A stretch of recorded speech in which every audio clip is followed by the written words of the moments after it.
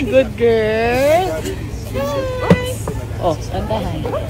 Yay!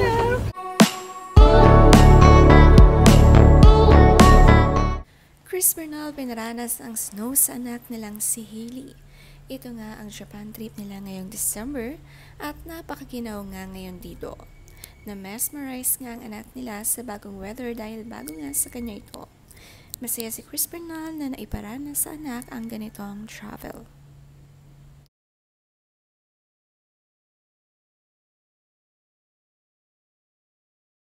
Let's go! Hey! Good girl. Oh, kantahan.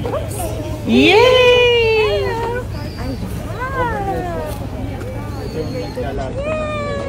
Nandun pa po yung mga ganyan. Nasa drop point pa lang.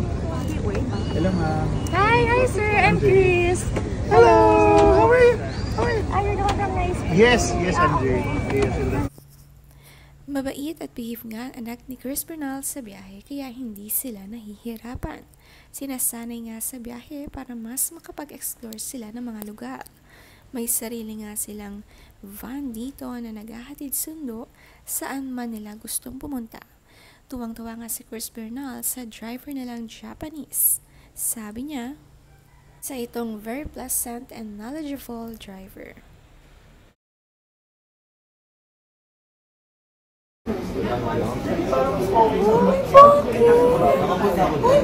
No.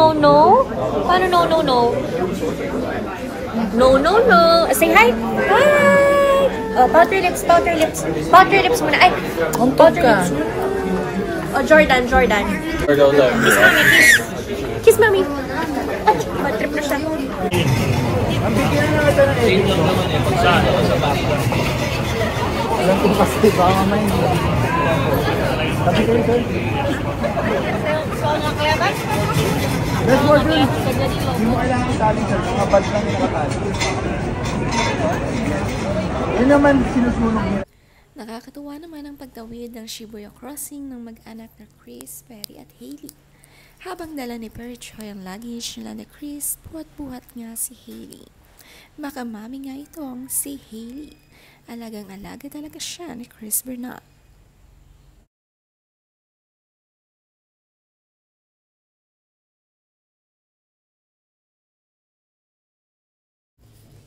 Kasama nga nila sa Japan ang pamilya ni Perry Choi, ang mother-in-law ni Chris na si Mami Vicky kasama ang dalawang kapatid niya. Masaya nga na makabanding nila ang kanilang apo. Go! Oh, tawid.